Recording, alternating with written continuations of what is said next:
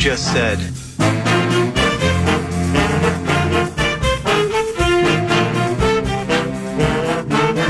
To noon.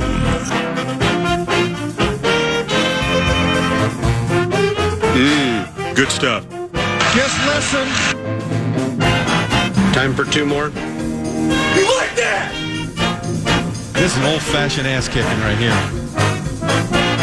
And that's a fact. The Viking.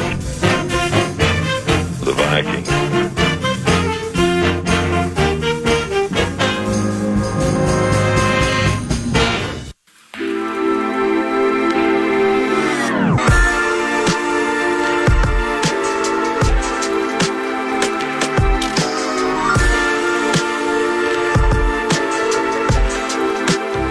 651 Carpets Plus Studios, Nordo in for PA. PA still enjoying some time. Mental and vocal maintenance in an exotic location, potentially beach-bound. Continually sending me photos of his buttoned-up shirts, unbuttoned down to the navel. I don't know what that's about. Letting it all hang out is what it is. But Max Fuller is with me, Nordo, and I'm excited. Let's just jump into it. Vikings-related conversation. The NFL Combine lifts off next week in Indianapolis. That's why the host is chilling the wait before the grind truly begins. But some of us out there, including our opening guests, they've been on the grind watching film and getting ready for the Combine and draft already, including Thor Nystrom, Fantasy Life. At Thor KU via X. He joins me to kick off 9 to noon. How you doing, Thor? I'm doing great, Nordo. Good to be with you. Yeah, and I really appreciate it. Do you go to the Combine at all, or are you just you're on the film watch? I do. We'll be heading out a week from tomorrow for Indy. No, it's exciting, and I love the Combine, the way things have shifted. I don't get to go anymore, which is kind of heartbreaking. Although, you know, as you've seen the Combine, when I first started going 11 years ago, it was maybe 6 or 7 of us radio stations on the concourse at Lucas Oil. And now, as you've seen and will be seeing next week, the fanfare, the radio row, all the various bits, it's quite hysterical in its own right in Indianapolis, isn't it? It's pretty wild. Yeah, it's gotten crazy. I was talking to someone last night about the way that the NFL changed the schedule in order to get more of the public watching the testing at night. You know, now they put that in prime time, but they had to switch it away from the podium sessions in the morning, so it makes for a really long day. We've seen more guys dropping out of the 3-cone because of this. So there's good and bad of it, but yeah, it has become an absolute spectacle, to your point. So I saw, again, via Thor KU on X Fantasy Life, you did a detailed write-up of the QBs that'll be available in the draft. And isn't it kind of crazy, Thor, how this crop went from being so deep and highly touted? I mean, a year ago, people arguing the idea of reaching, that would be the term used in some cases for teams like the Vikings, reaching maybe for a guy like J.J. McCarthy. When you look, wow, you wouldn't believe what this 2025 NFL draft is going to look like for QBs. How quickly that fell and really kind of became a 2 or a 3 guy draft at that position. The only thing that Vikings reached on for J.J. McCarthy was you reach into the future and take who would have been the first overall pick in this class if you get him at 9 overall, right? Like Shadir Sanders. So just to put this in context for people of the quarterback classes together, people have asked me this question, like, Shadir Sanders, my QB1 in this class. And I've been asked, where would you put him if you combine the last 2 quarterback classes? I would have had him either quarterback 4 or 5. It would have been it's close for me between him and Drake May. J.J. McCarthy was my QB3 in the last class. Then Cam Ward, he would have been after both those guys. So I guess that would have been 4 or 5. He would have been quarterback 6 for me. Wow. So just, thinking about it like that, we got the quarterback in the right class. Yeah, there's no doubt about that. Gopher fans, if they read your write-up, they'll see Max Brosmer coming in at number 12. That's kind of exciting for Maroon and Gold fans. He'll get a chance to prove himself in Indianapolis, and maybe he finds his way to an NFL team. What do you think of Max just in general? Yeah, Max has got a shot to get drafted, and I started hearing about Max from the NFL side of things before he had even transferred to the Gophers or during that process. The NFL got acclimated to him while they were watching film of Dylan Lobby, a 5th-round receiving back last year of the Raiders. They both played together at New Hampshire. Then Max comes here, and he had a solid season for the Gophers. I think you're looking at probably a late day 3 guy. He's going to run your offense for you. He takes care of the ball really well, and he has accuracy short and intermediate. You just can't stretch him outside of his means. You know, it's not a howitzer of an arm. Yeah. But if you want a guy to run your offense for you and keep the ball in the fairway, that's Max. Well, and a couple more on the QBs, and then I want to kind of shift focus to the purple here. But day one starters. With quarterbacks, we kind of watch how Green Bay did it as Vikings fans. That's clearly the recipe of success that we'll see. And the sit and wait, right? But then most of the time, that actually never happens. Last year, going back to that QB class, everybody but our guy either started the season or got significant reps. Even Spencer Rattler is out there dancing around in the bayou. It seems like right talent, right system still trumps the conversation. Do you see it that way? Yeah, for sure. There's only 2 quarterbacks in this class, I think, that can step in day one and start. You know, of course, Shadir Sanders and Cam Ward. There has been a lot of smoke here for Jackson Dart recently, the Ole Miss quarterback. I am a bit more skittish and reticent when it comes to that. Jackson Dart threw an enormous preponderance of his throws to his first read. If you look at Trey Harris's stats, his yards per route run when he was on the field, he was their wide receiver 1. It's ridiculous. It looks like a typo. And right when Trey Harris got injured, the guy who then became the wide receiver 1, his yards per route run became ridiculous because Jackson Dart just heaves it to the first read quite a bit in that system. He has all the physical ability, but we haven't seen him in a true pro-style system surveying his options out there as the bullets are flying around him and then making a decision. He's following Lane Kiffin's script, so it's difficult with him. I wouldn't name him a day one starter. So, yeah, there's a dearth of those in this class for sure. Is there something with the SEC, by the way? I mean, Bo Nix, he finishes at Oregon but starts at Auburn. I think he's actually an Arkansas kid natively. And then Jackson Dart. What's with these football names in the SEC? I mean, they just do everything at a different level. Jackson Dart. It just Dart means more, Nordo. It just means more.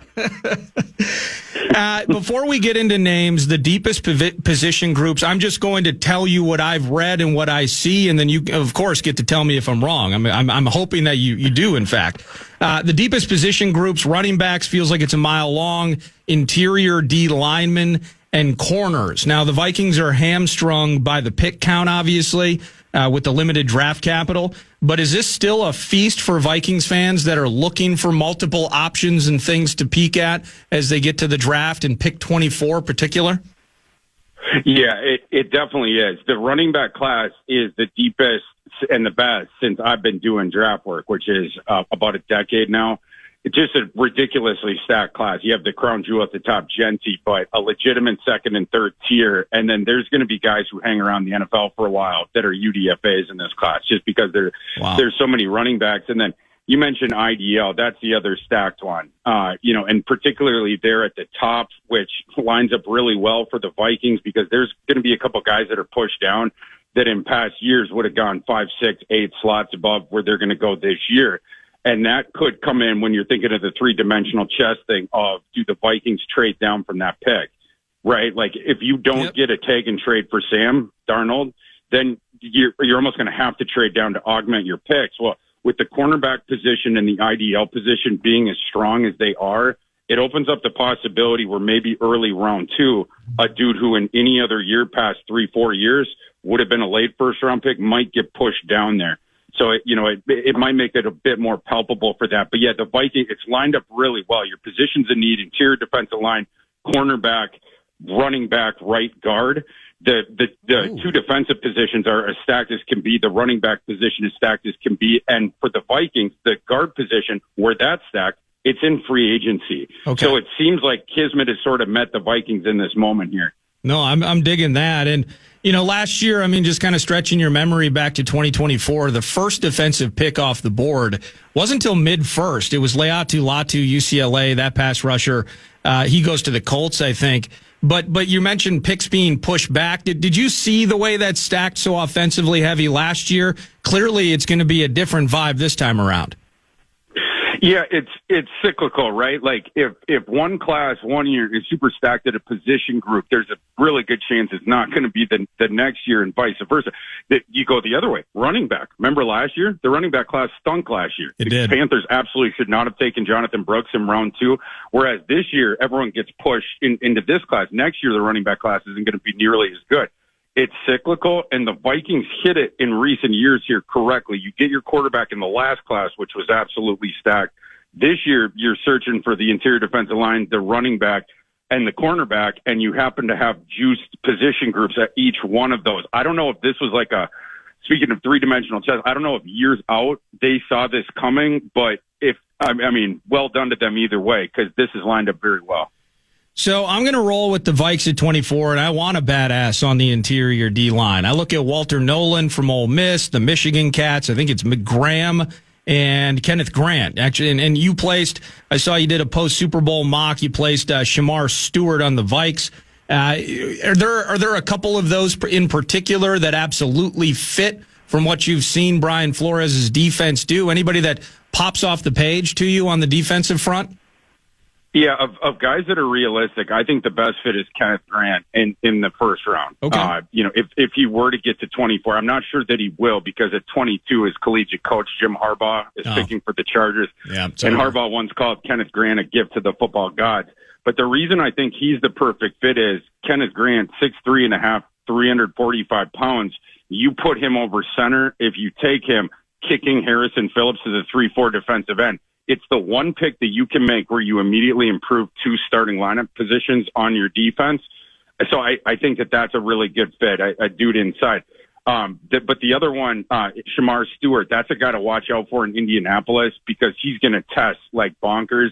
He's 6'5" and change, 285 pounds.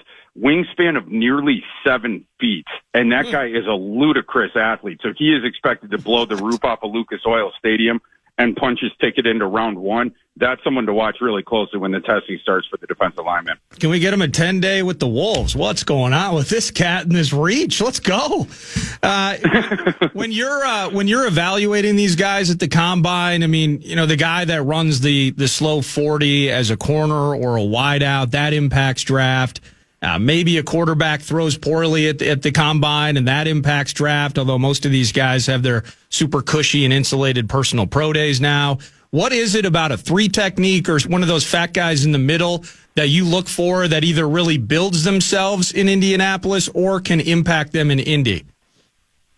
Yeah, it's specific to the evaluation, but in general for defensive linemen, the test that matters the most, both for the 3 techniques and then also the big war daddies like Grant, it's the 3 cone. Okay. When you get up into that echelon of there's only so many human beings that roam the earth that are 300 plus pounds, and now they're all in a phone booth in an NFL trench. The margin for error has evaporated to 0, and movement inside of that phone booth tends to carry the day of who wins the individual reps. And so if you're lead-footed at that size, that's where, the men are separated from the boys, so to speak. And so the 3 cone is really indicative over the ocean of data pointing at the players who both are going to succeed and then also fail at that position. A couple more for you, and I'll get on to a busy morning, I know. But I've read that this is a tough year for interior O-liners, in particular guards overall.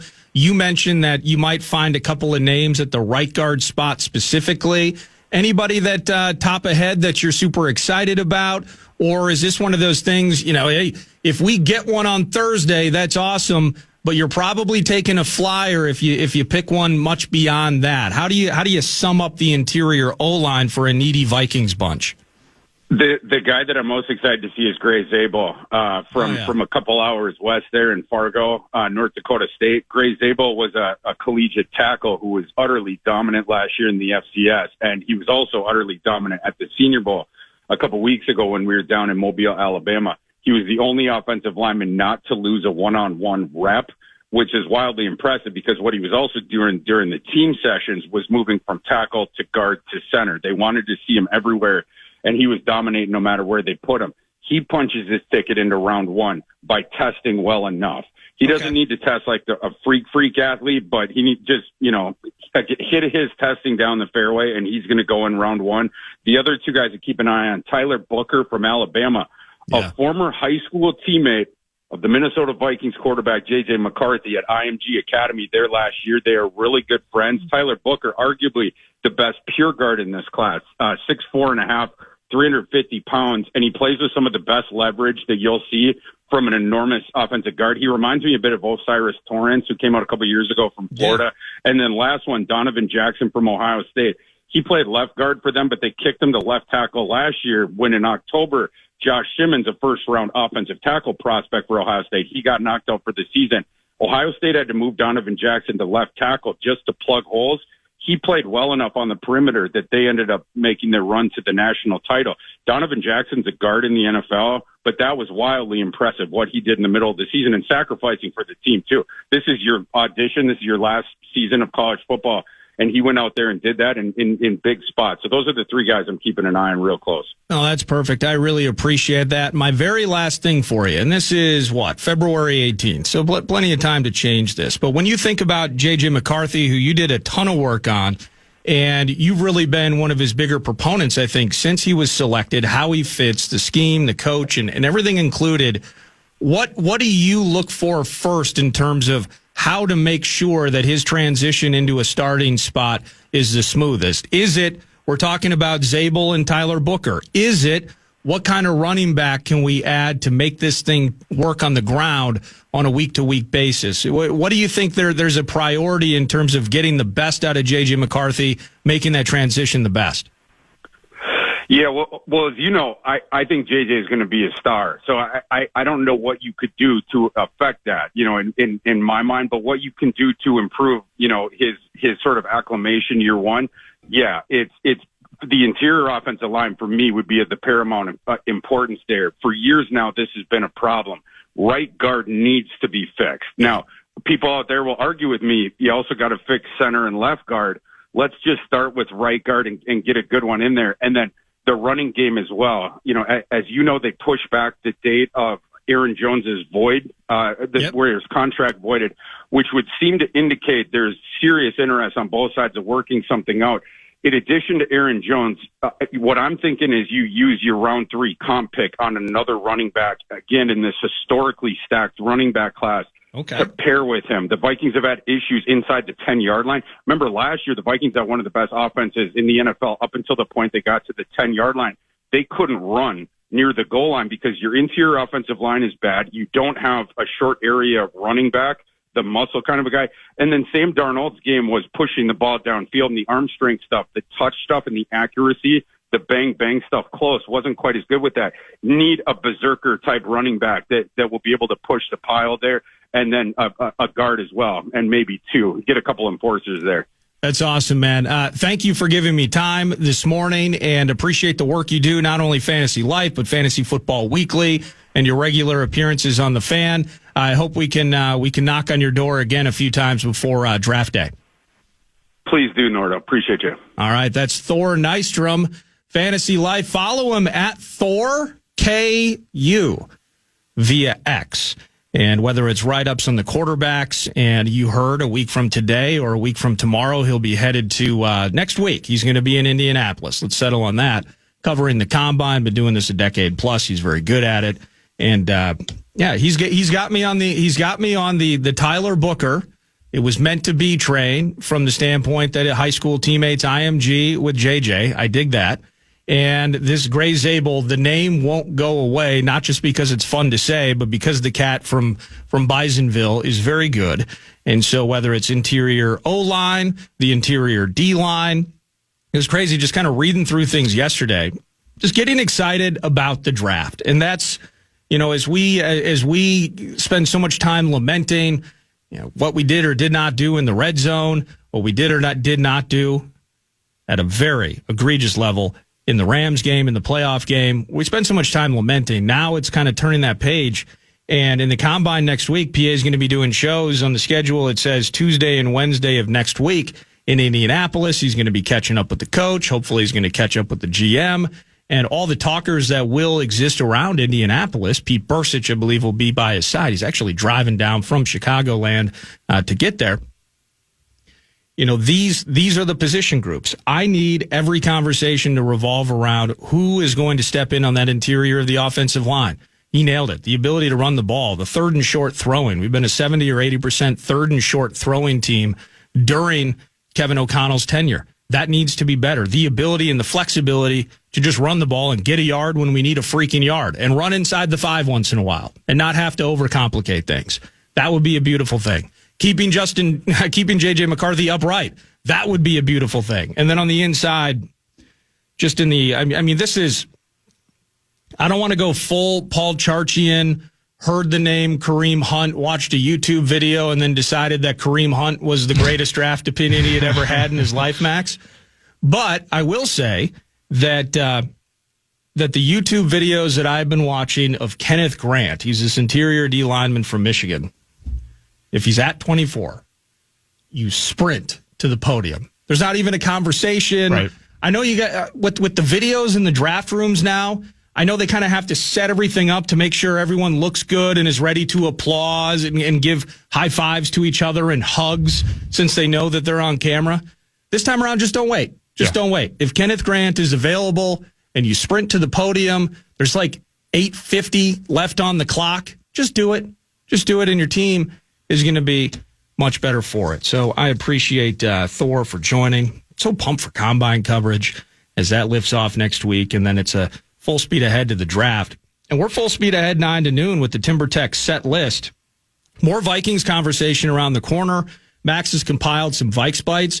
Today in the NFL calendar is significant for franchise tag related reasons. Today is the first day that teams can apply a tag to a player. And it sounds like on the front end that it's going to be a quiet period. Maybe Cincinnati gets after T. Higgins, keeps him with a franchise tag. Will Sam Darnold be franchise tagged? Could another player, maybe a defender, get the franchise tag? We're going to talk about some of that stuff around the corner. At 10 a.m., Dan Hayes joins me from Fort Myers, Minnesota Twins spring training, full squad workouts. Baldelli and Falvey spoke yesterday. I want to get into some of that with Dan.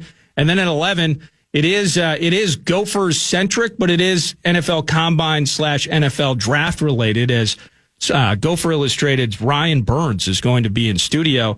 And I'm just going to line it up like this. Ariante Ursary. What has he got coming into the Combine and the draft? And we're just going to talk about how these guys stack up and potentially who's going to be hearing their name throughout the NFL draft weekend. And maybe one of them might fit in purple. But we're going to talk about all those things, get into a little Gopher football with Burnsy during the final hour. Thanks again to Max Fuller for producing, but we'll do some Vikes Bites and continue this purple conversation around the corner. Your text message is always appreciated. 64686, the Bradshaw and Bryant KFAN text line. It's Nordo in for PA, vocal and mental maintenance for the host. So Bad Producer is here on the Fan. Get ready, Minnesota. ZZ Top is bringing their legendary rock sound to the land of 10,000 lakes. Don't miss your chance to see these rock icons live at the Ledge Amphitheater on June 12th. Tickets are on sale now, and you can get all the details over at KFAN.com, keyword calendar. I had Lavelle in studio yesterday, and Brett read that vibe. And then Lavelle just blatantly asked me on the air, like, hey, are all the members of ZZ Top together? hey, give me an update on Billy Gibson. I think it's Gibbons, actually. And you know why I know that? Is because I had to freaking look it up. I had no idea. Yeah, who knows that off the top of their head? We've all had to scramble because whether we're hit with a question we don't really know the answer to, but we can't admit that we don't know the answer to it, so we just try to, just slither our way through it. No, I'm not familiar. It's Billy Gibbons, by the way. I believe it was Dusty Hill, sadly, who passed away in 2021. Why do I know that? Because I had to look it up on the fly yesterday. Hey, tell me this, and then I want to get to Vikes Bites. Let's do it. Do you think I was rude this morning with Halvey? No. I think someone has to enforce this. I think I was right, but and text line people can tell me if I'm wrong. So Cast of 1,000 with the Power Trip Morning Show. As I sit where Corey was sitting, directly to his left and round we go was Halvey, then it was you, and then it was Saucy. And in front of Halvey's spot here in the 651 Carpets Plus studios, there was a plate with the scrappings of maybe some sort of 7th Avenue pizza. 7th Avenue pizza is delicious. But he just left it there. Got on. He's got this massive backpack. What's in the backpack? Yeah, are you going to Kathmandu? Hey, I'm not against go bags. But the thing just looks, it looks like a burden is what it does. It looks like a massive burden that he chooses to carry on a daily basis. Just getting it over those shoulders. He's got his jacket on. Just ready to skip town at any moment. So he did all of his exiting, maneuvering, and preparing, and then just left the plate. And then you roll in there, and I asked whose plate it was, and I said, "Is that Halvey's?" You, out of the niceness and the graciousness of your heart, you actually reached to grab it. I did. And just like a complete jerk that I am, I said, no. We got to find Halvey. And I made Halvey come back in and pick it up like I would with one of my 9-year-old children. I was just about to say, you went to dad mode. I couldn't help myself. No. Halvey's got this. This is Zach's. You saw a teaching opportunity. He will clean up his own garbage. I think I was right. I think you were. And I think somewhere Chad Abbott, wherever he is, has a tear strolling down his cheek right now because you're taking up the mantle for him. He kind of scoffed at me, to be honest. But hey, pick up after yourself. It's a simple request. I did get this from Clayton in Rochester. Maybe we should do this. This is a good idea. Would you and Halvey consider going to Green Bay to cover the NFL draft? It's going to be at Lambeau this year. Oh, yeah. That'd be sweet. And Halvey can roll through the crowd wearing the GoPro. And you know what your job's going to be? Yeah, of course. You're the hype man. Yeah, I'm talking to everybody and anybody. You're the party guy. Yeah, I'm bringing the vibes. And so what you're going to be doing is you're going to be going to every Rambler and single-family home that's like a block away from Lambeau. Yep. And you're going to be talking to Granny, and you're going to get the Swedish meatballs. It's going to be a family affair. Tater tot hot dish. Oh, one of the best weekends of your life. Yeah. It is, despite us hating that particular football team, Lambeau is football Americana. Enough of that said. Now I feel good about it. I feel validated and vindicated. Clean up after yourself. Vikes Bites. Vikes Bites on a daily basis is brought to you by Thousand Hills Lifetime Grazed Grass-Fed Beef. It's a Clearwater, Minnesota company. So if you're into supporting local and you want a really good product, those two need to go hand in hand. That's Thousand Hills, though. And you can get it online, shop online. A box of meat will show up at your doorstep. The regenerative agriculture, it's nutrient dense, but it's also really tasty. You can go to Coburn's, Co-ops, and Kowalski's as well, and they're proud sponsors of Gophers Athletics. But Vikes Bites, where are we headed to first? Vikes Bites! Well, we're headed right here, Nordo, because the franchise tag window opens today in the NFL. It is true that the NFL never stops churning just a few weeks after the Super Bowl, and it's already moving on to the offseason. Today is the first day that teams can start franchise tagging players. There are some reports out there that this might be possibly one of the years. I think it's the first time in several decades that no team will franchise tag a player. There's some steam going on there, but I saw a list of players that teams should consider franchise tagging. And surprisingly, instead of Sam Darnold, cornerback Byron Murphy Jr. looks to be the guy that the Vikings could be possibly, if they're going to do a franchise tag, reports are saying they could be eyeing Byron Murphy Jr. for the tag. Yeah, franchise tag season could be quiet for teams. T. Higgins, if he is franchise tagged today or at any point through this process, I think that's the second year in a row for T. So that name's been thrown out there. I do have some steam on that later in Max's meanderings. Oh, as well. Sweet. Okay, so stay tuned for that. We call that a tease. So there's T, and then there's Trey Smith, the guard from the Kansas City Chiefs, via Schefter. This is where I was getting this earlier on X. Schefter posted that Trey Smith was potentially an option. I don't have the left guard cash in front of me. His name has been basically the highest touted name among upcoming free agent guards. Talking with Thor, he mentioned how deep this free agent class of guards will be, how that affects the market and Trey Smith's money. We'll see. But the team, despite losing the Super Bowl, still went to the Super Bowl. And Trey Smith, tremendous value, late round draft pick.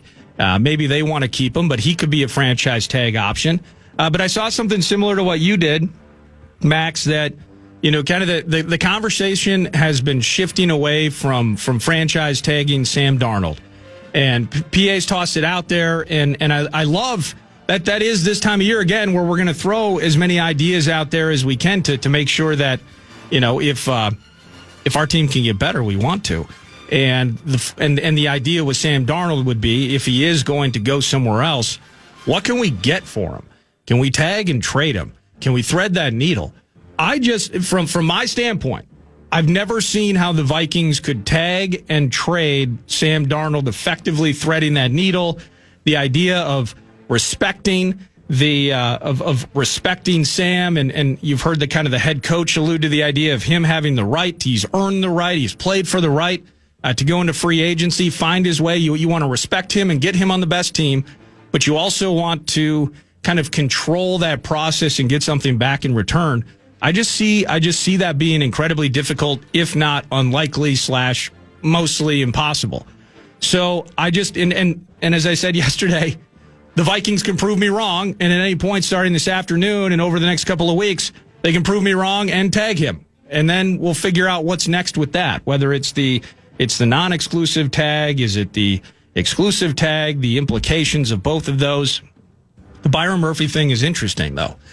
Byron Murphy, best corner on the team. This is a situation now, if you're looking at the Vikings depth chart from a secondary standpoint, and you love what you got out of Byron Murphy in those 6 or 7 picks last year.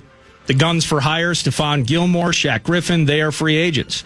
Fabian Moreau, thankfully in most ways, we did not see a ton of him in 2024. He's a free agent. Byron Murphy, a free agent, obviously. So remaining in the secondary, Mekhi Blackmon, returning from the ACL. He'll be entering his 3rd season, his 2nd year taken away from him. Undrafted into his 2nd year will be Dwight McGlothern. Najee Thompson. We don't want to see Najee at corner. That is not a good thing. We love Najee on special teams and missed him last year. We do not want Najee at corner. And that is it, ladies and gentlemen. Otherwise, you have Harrison Smith, you have Josh Metellus, you have Jay Ward, I believe Theo Jackson. Theo Jackson might be either exclusive rights. I'm not sure if he's a UFA. I have to look into that more. But you can kind of get the scope of what this secondary looks like. So whether it's free agency and getting guns for hire, would a guy like Shaq Griffin potentially return? Stephon, it sounds like, has been picturing or pondering retirement. So maybe he's not an option. You need corners on this team. You have a ton of cash. Would you potentially tag a Byron Murphy Jr. for either 1 year, it's just north of $20 million, or and then in hopes of finding some sort of long-term deal there? Would you just sign him to a long-term deal and not tag him? But he is absolutely a candidate. And of the Sam Darnold or Byron Murphy Jr., if you're going to pick one of the two, I would lean towards Byron Murphy Jr. as being the realistic target for any sort of tag. So that's where I'm at on that. Darnold, I mean, I just still can't get there in terms of visualizing the idea of putting that $40 million tag on him and then trying to make something else work. I just can't. I can't see that happening at this stage. So as they've said it, I think Florio reported it on as well. You're dead right, Max. It sounds like it'll be a quiet period of franchise tagging of any sort this year. Speaking of Florio, over on ProFootballTalk.com, they had Vikes Bites. They had a little bit of story yesterday about how the Vikings and Aaron Jones have agreed to move the void date of his contract to just before free agency, giving the Vikings a little bit more time to work out possibly a new deal with Aaron Jones before that money hits, the dead cap money hits. Yeah, the voiding the voiding of the contract. Well, two things. It does, on the front end, also give flexibility to Kwesi if they're not sure. I mean, that just kind of pushes back and relieves some of the tension in terms of making a decision on that. Talked a bit about it yesterday. I don't mind having Aaron Jones back, but I do still want to get better at that position. He played all the games. He got, I think, the most touches potentially. Well, now I actually have to look this up while I'm just saying this on the radio. This isn't as bad as asking me about ZZ Top, but I do want to make sure that I'm correcting this because it was his most touches in a number of years. And let me see here. His total attempts. Yeah, he had the most rushing attempts of his entire career. Yeah, he had most attempts, most touches of his career. And yards per attempt on the ground, kind of in line, 4.5, a little bit higher over the last 5-6 years. But in that area, mostly productive, the 1,500 scrimmage yards, we dig that. But how explosive and how effective and elusive was he down the stretch of the season? And he's turning 30. So what value do you place on that? I would like him on this team. He's the best of the crop. And what does that cost the Minnesota Vikings? If we're going to pay as you go and it's another 1 year, $4 or $5 million deal, I'm not against that. If it's anything beyond that, though, I would start to have questions, and I think the Vikings do too. So a little extra breathing room to figure that out will be good. But, going back to the Thor conversation, and I'm really in lockstep, is, the three position groups that the Vikings fans can feast on as far as draft prospects go is cornerbacks, looking at those. We mentioned the secondary, basically got to replace almost the entire thing, it feels like. The interior of the D-line, have to get better there, whether we're mimicking what the Eagles are doing and have done, or just kind of being in line with the NFL and how teams are attacking QBs. We have to finally freaking get somebody that can rush the QB from the interior. It just has to happen at some point if this team wants to make steps and want to make a deep run. The ferocity of the defensive front, by the way, can also shade a bit of issues you may have on the back end, the secondary, for instance. So thinking about priorities there, building from the trenches out, you might want to look at the interior of the D-line. The running back class is a mile long. So the idea of using that comp pick in the third, finding somebody that could back up Aaron Jones, be maybe a different kind of back, whatever that looks like in terms of Kevin O'Connell's scheme, I think that's another priority as we enter not free agency, but specifically the draft, finding somebody that can work well with Aaron Jones. But I'd love to see Aaron back if the money's right. It just has to be. It's got to be in that. I mean, $4 or $5 million. That's kind of the number that pops first in my head. And if it gets bigger than that, then I think we have to have some second thoughts on it. A little bit of a Vikes nibble to go off of the running back conversation. Okay. The Steelers running back Najee Harris. Vikes nibble is heading to free agency. I know that's a name that has been floated around quite a bit among NFL journalists and reporters of a possible player that the Vikings could pick up in free agency. Although, as you talked to Thor about, the draft also seems to be a viable option this year. Yeah, the only thing I would say, I mean, I'm not against Najee at all. That's not where I was going to go with it. But as I look at Najee and he's only 26, I don't. Multi-year deal, what's that going to cost on the free agent market? I'm curious where the money's at with him. Now, he's been 1,000-yard rusher each of his seasons with the Steelers. And this year, I mean, I think from a productivity standpoint, maybe one of the most productive seasons of his career of the four. So he's ramping up, contract year, all of that. Yeah, no, I'd have to think more about that. If we don't go down the road of just getting Aaron Jones back in purple and we start to peak elsewhere, I would just have to be honest and say that I got to think more on a Najee Harris, not necessarily against it, but and Najee had to handle, he had to do a lot of yeoman's work this year, given that Jaylen Warren was kind of up and down and nicked up, and just trying to work their way through what they were trying to do with Russell Wilson and Justin Fields.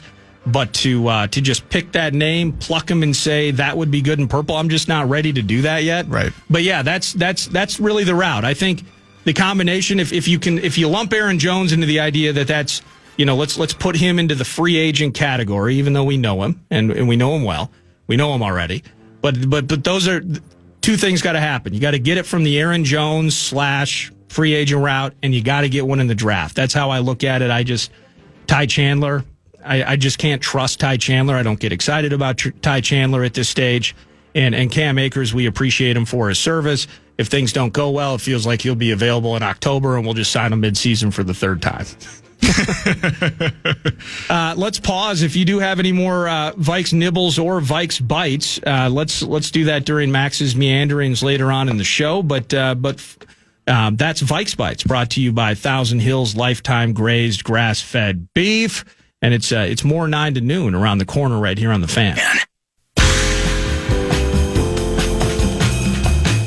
Heads up, Minnesota. Slightly Stupid is coming to town with their unique blend of reggae, rock, and blues. Don't miss out on this epic night when they take the stage at the Ledge Amphitheater on August 6th. Tickets are on sale now. Get the full details at KFAN.com. Keyword calendar.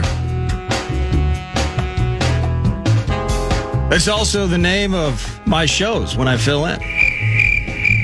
Slightly Stupid. Yeah, I still don't see that text that you mentioned. Yeah. Without mentioning the content of it. I don't see that at 64686. I'm going to keep looking for it. It's there. And just words to the wise, if you come into my DMs with that 3-letter word, you're going to get your ASS whooped. Don't even try me today, partner. It's too cold for that.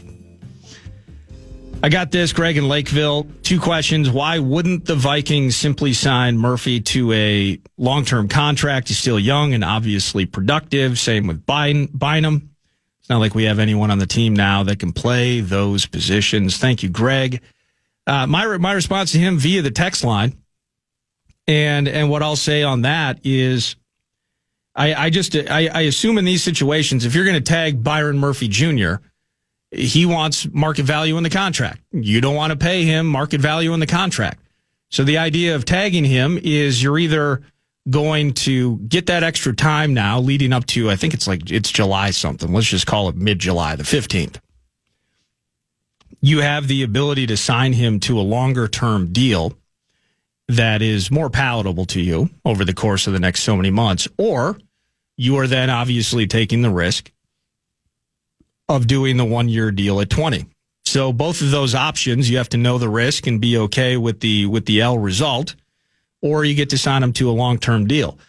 In terms of doing that with both of them, I just, from a money conversation with how this team needs to improve, I have a hard time believing that both of them would be back. It's not impossible, but from both of them at these stages of their careers, the ability to put both of them on long-term, even somewhat reasonable market money, I don't see how the money adds up, given the fact that, we've just spent time throughout this first hour talking about the interior of the defensive line, talking about, how still from my standpoint, just like it's saying, just like tagging Sam, the teams feel free to prove me wrong, and I'm sure they will in one regard or another. But similar to them not tagging Sam, I don't see how in 2025 you're not starting week 1. If all health and everything else is the same, you're not starting with 2 different guards. And I think that Garrett Bradbury will play out the final year of his contract. It's like $6 million, something like that. And you're going to potentially move on then from Garrett after 2025. But you gotta get better there. It just has to be better. Speaking of getting better, I got another text message. It's 64686. For the bits. What happened to Ty Chandler being so good? He's not good. It turned out he's not good. And so that's really that's a simple conversation there. And it goes beyond I believe it was against the Jets in London. The toss play to Chandler, and he completely just bumbles it, and it was a turnover. And turnovers being a problem in this offense over the last couple of years.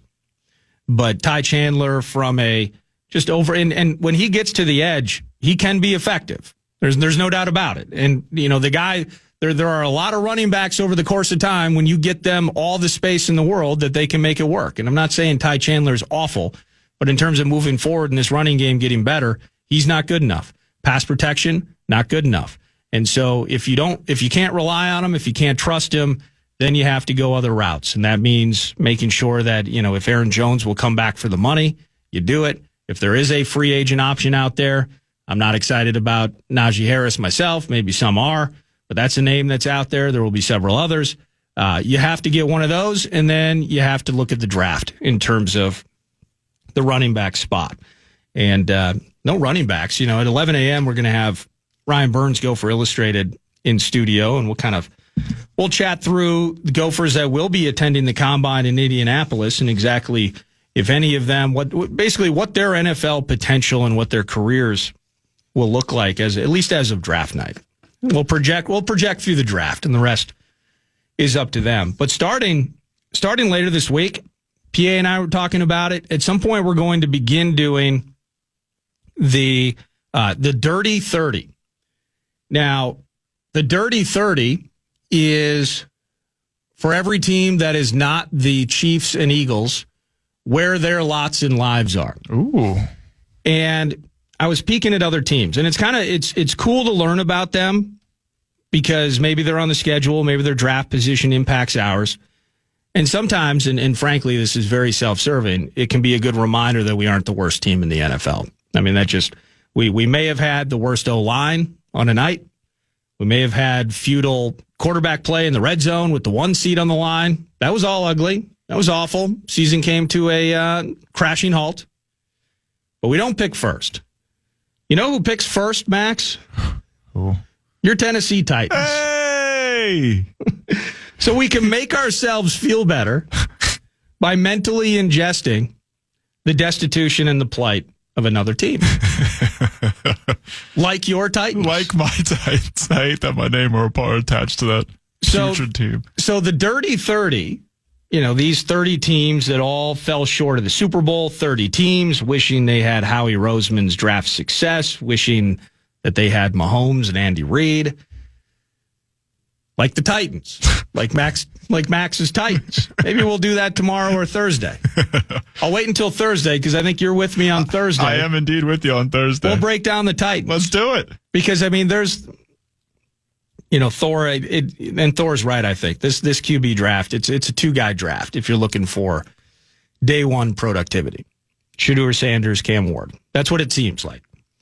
If you're looking for name, if players went to the Hall of Fame based on names, Jackson Dart every single time. And he's a quarterback. But Malik Willis, 3rd round a few years ago, doesn't work out. Nope. Although, is it a coaching thing? Because Malik rolls into Green Bay. Yeah, it's like undefeated. He lost suddenly, one game. He's winning games. I think both games were against the AFC South, but I don't have that in front of me. Yeah, I think he did actually beat the Titans. Did he? Yeah, I'm pretty sure he did. That's not good for your Titans. It's not at all. It was the worst feeling in the world.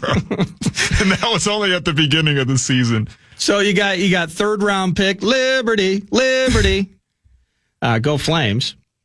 And then you go back to the well because you weren't really excited. That wasn't elevating at the pace you needed. So then you go back to Will Levis, coffee and mayo guy, in the 2nd round, Kentucky's finest. And that thus far, it's just the thing with Levis, because once in a while, all these guys are talented, whether they're drafted or not. He will make a throw, and 3 people on the planet can make that throw. Yeah. But doesn't he just look chaotic back there? He's just the running around, and we can, discuss the O-line. We're going to do it. Dirty 30 on Thursday. We're going to deep dive your awful, hideous Titans. And that's going to it's going to make ourselves feel better about ourselves on a Thursday. It's going to be awesome.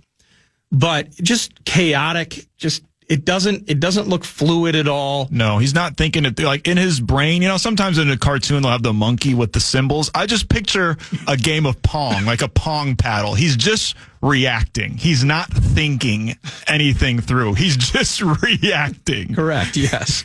And it's terrible. He's the king of don't throw that. Oh my God, why did you throw that? Don't yes! do that. But that only happens about 1 out of 10 times because the other 9 are interceptions. So it feels good to laugh.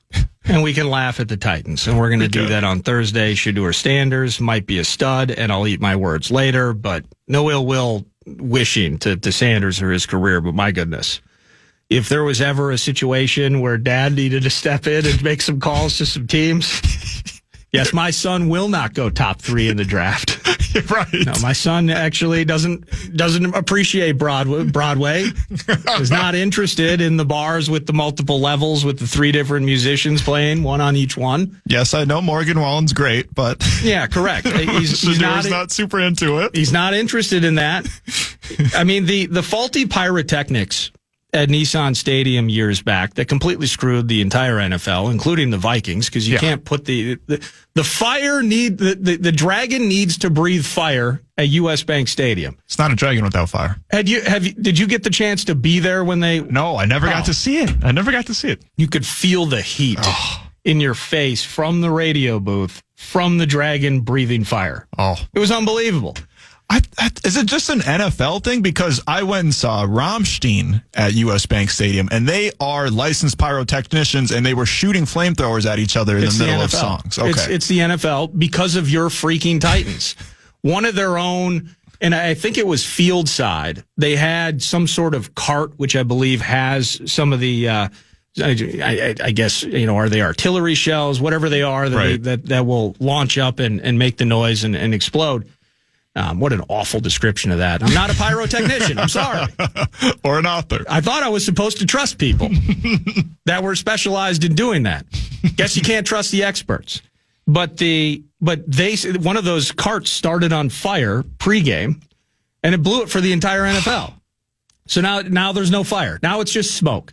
Leave it to the Titans. And now the video guys at VEN, and they're doing their thing, and it's 4K, and it's LED giant screens, and they have it's not the same. There's no heat. Right. There's no heat. So would you rather have dragon breathing fire or those fake snowflake bits?